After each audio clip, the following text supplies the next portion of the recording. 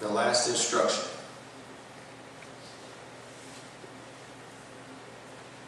Is to forget about the needs of others. Romans 10:13 at the top says, "For everyone who calls the name of the Lord will be saved." Here's the deal. People without Jesus Christ have got to be saved. They must be saved. Acts 4:12 says, "And there is salvation in no one else, for there is no other name under heaven given among men by which we must be saved." Let me tell you something. Salvation is not just a really nice thing to do. It's the only thing to do. Salvation is the only thing. If you're here tonight and you're not a Christian, if you're here tonight and you're not living the way that you should live, let me tell you, folks, that's the most important thing in your life. It's more important than college. It's more important than your grades. It's more important than how many degrees you get. It's more important than football, than baseball, than anything else. The most important thing in your life, if you do not have Jesus in it, is Jesus. He's on top of everything else.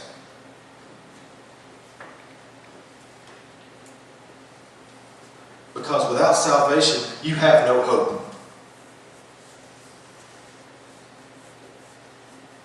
Folks, the gospel hasn't changed.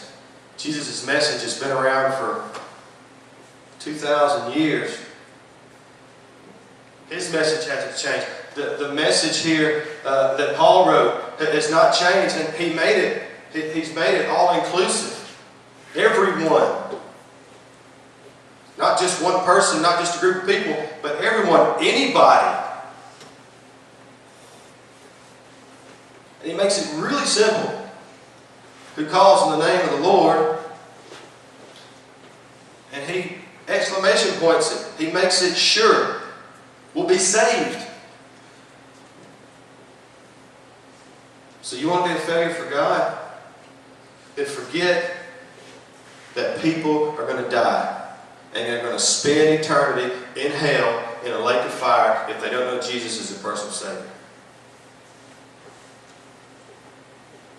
Forget about the fact that Jesus gave the Great Commission to the church, not just the pastor. It's our job to go out of these doors, to bring people in here to go try to win souls for Jesus. It's not just His job, it's our job. But you know what? He don't mind doing it. You know why? Because when Jesus gets a hold of you, you can't help it. When Jesus gets a hold of your heart, you can't stop talking about Him. You can't stop from wanting other people to come to Him. When Jesus gets a hold of you, you radiate towards folks who think like you do, who have the same mission and the same goal as you do. If you want to be a failure to God, forget this. Forget the fact that you'll be held accountable to God for that person sitting right beside you. Now that's a big one. Everybody in here is at the age of accountability. And we're all going to stand before God. And we're all going to be judged accordingly. We're not going to be judged according to how many degrees we got. We're not going to be judged on how many strikeouts we had. We're not going to be judged on how much money we made. We're not going to be judged on whatever. We're going to be judged on the work that we did for God.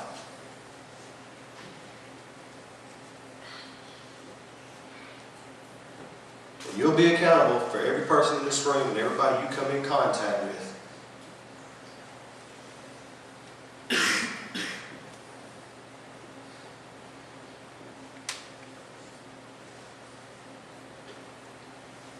You know what my biggest fear is? My biggest fear is when I'm standing there. When I'm standing there and I'm there to be judged. My biggest fear is that He'll say that you didn't do enough. That you didn't get that one. That you didn't reach that one. That one slipped away. Why didn't you do this? That's my biggest fear.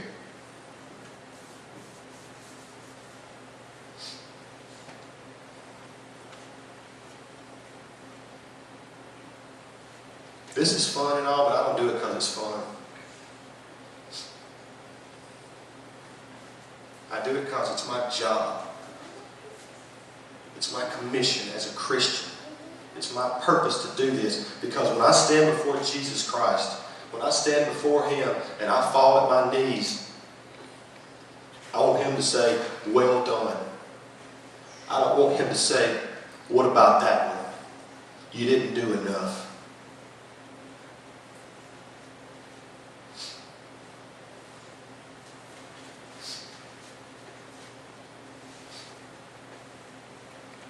But if you want to be a failure, if you want to stand before Jesus and don't hear those good words,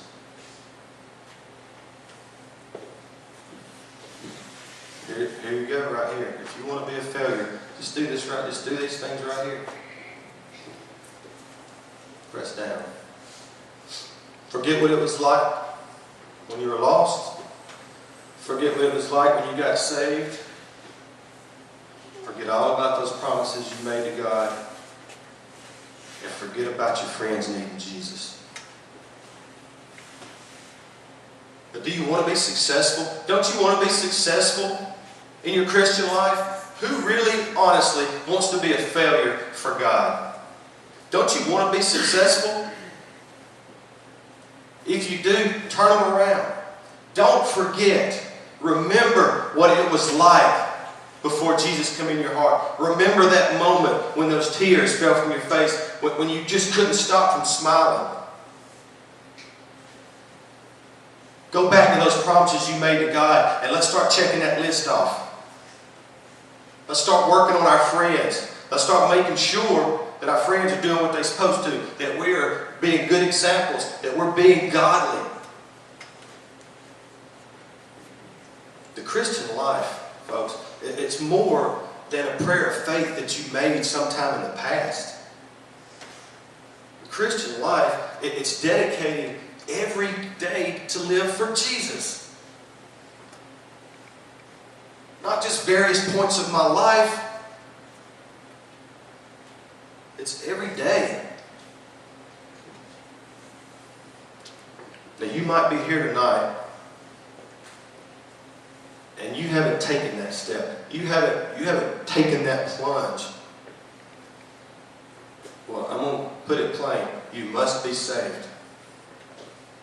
You must be saved. And without that, without Jesus Christ in your heart, you have no hope for eternity. Zero. Hell is as real as I am.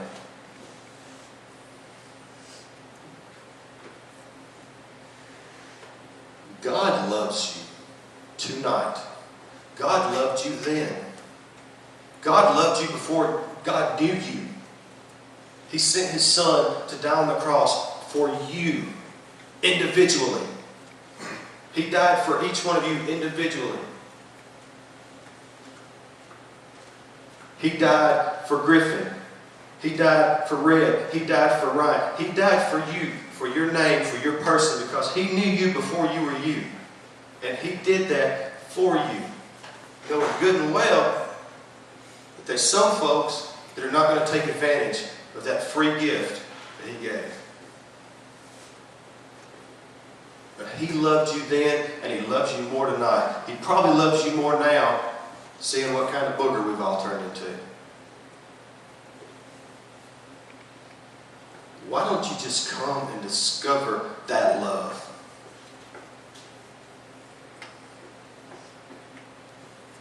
The choice is yours. I can't make it.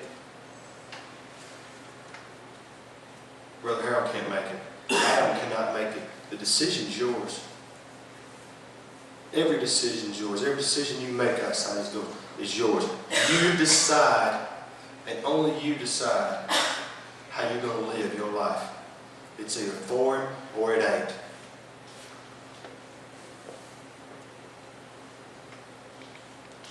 The choice is yours.